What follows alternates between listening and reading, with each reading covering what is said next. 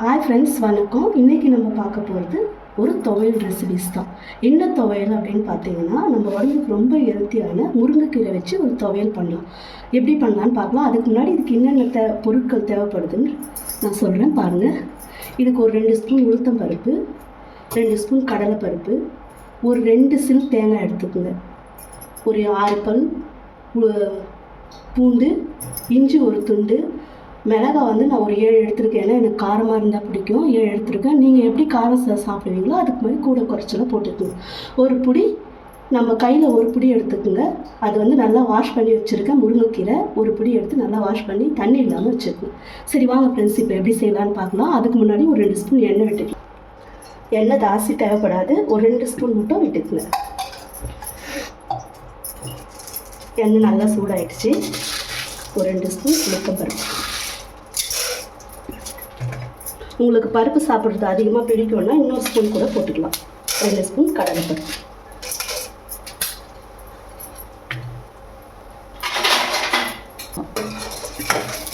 Medium ஃப்ளேமில் வச்சு இதை நல்லா வறுத்துக்கலாம்.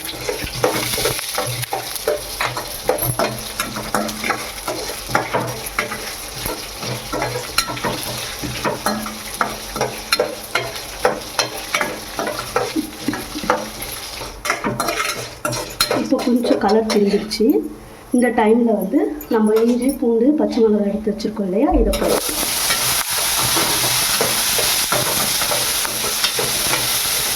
இது ஒரு பாதி ஃப்ரை பண்ணி போதும். நல்லா பாதி ஃப்ரை ஆகி கொஞ்சம் இது நல்லா பாதி ஃப்ரை ஆகிற வரைக்கும் நம்ம வதக்கலாம். இப்போ கொஞ்சம் ஃப்ரை ஆகிடுச்சு, பாதி ஆகிடுச்சு. இந்த டைமில் நம்ம முருங்கைக்கீரையை சேர்த்துக்கலாம்.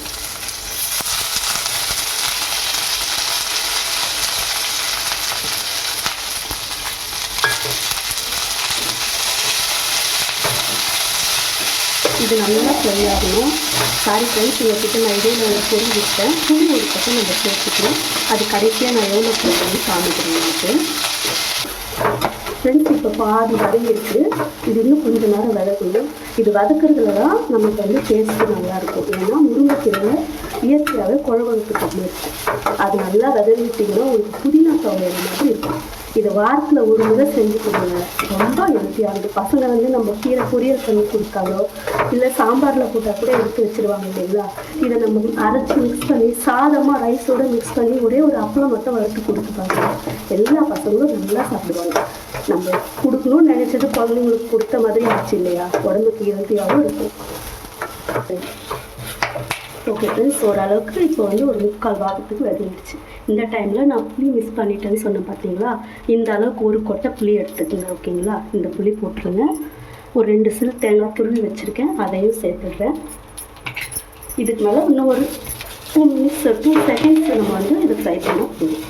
டோட்டலாகவே ஒரு 3 நிமிஷம் இதை நீங்கள் வந்து ஸ்லோ ஃப்ளேம்லேயே வச்சு ஃப்ரை பண்ணிங்கன்னா நல்லாயிருக்கும். ஓகே ஃப்ரெண்ட்ஸ், இது நல்லா வதங்கிடுச்சு. இதை வந்து ஒரு 2 நிமிஷம் ஆற வச்சுட்டு இதை நல்லா அரைச்சிட்டு வந்து இதுக்கு ஒரு சின்ன தாளிப்பு கொடுக்கலாம். அது எப்படி கொடுக்குறதுன்னு பார்க்கலாம். கொடுத்துட்டு அது அவ்வளோதான், சிம்பிள் டிஷ் தான், ஆனால் உடம்புக்கு ரொம்ப நல்லது. ஓகே ஃப்ரெண்ட்ஸ், தாளிக்கும் போது பார்க்கலாம். ஓகே ஃப்ரெண்ட்ஸ், இதில் கொஞ்சோண்டு உப்பு சேர்த்துக்கலாம். சேர்த்துட்டு இதை நல்லா ஃபைன் பேஸ்ட்டாக அரைச்சிக்கிறேன். ஓகே ஃப்ரெண்ட்ஸ், இந்த மாதிரி அரைச்சி எடுத்துக்கலாம். இந்த அளவுக்கு கட்டி இருந்தால் போதும். உங்களுக்கு இன்னும் தண்ணியாக வந்துருச்சுன்னா சட்னி மாதிரி ஆகிடும். அதனால் இந்த அளவுக்கு கட்டியாக எடுத்துக்கலாம். ஃப்ரெண்ட்ஸ், எப்போவுமே தாளிக்கிறதுக்கு நம்ம நல்லெண்ணெய் யூஸ் பண்ணிக்கலாம். நல்லெண்ணெய் தான் வந்து நம்ம உடம்புக்கு ரொம்ப நல்லது, நம்ம டேஸ்ட்டும் நல்லாயிருக்கும். 2 ஸ்பூன் எண்ணெய் விட்டுக்குங்க. இதில் கொஞ்சோண்டு உளுத்தம் பருப்பு போட்டுக்குங்க.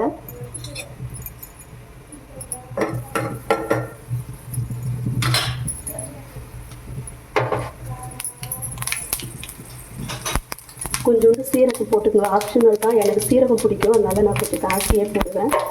ஒரு பிஞ்ச் பெருங்காயம் போட்டுக்கல.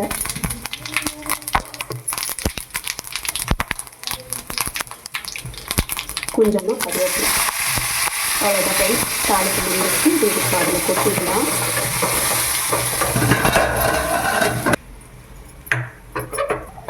ஓகே ஃப்ரெண்ட்ஸ், கொட்டி மிக்ஸ் பண்ணிடலாம். அவ்வளோதான், இன்றைக்கி துவையல் ரெடி ஆகிடுச்சு.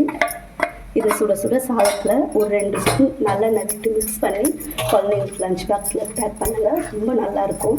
ஈவினிங் வரைக்கும் இது கெட்டு போகாமல் இருக்கும். ரைஸோட மிக்ஸ் பண்ணி சாப்பிடும்போது நீங்கள் இது வெளியே வச்சிங்கன்னா 2 நாள் வரைக்கும் நல்லாயிருக்கும். ஃப்ரிட்ஜில் வச்சிங்கன்னா கிட்டத்தட்ட ஒரு 4-5 நாள் நீங்கள் யூஸ் பண்ணலாம். ஓகே ஃப்ரெண்ட்ஸ், இன்றைக்கி ரெசிபி பார்த்தாச்சு.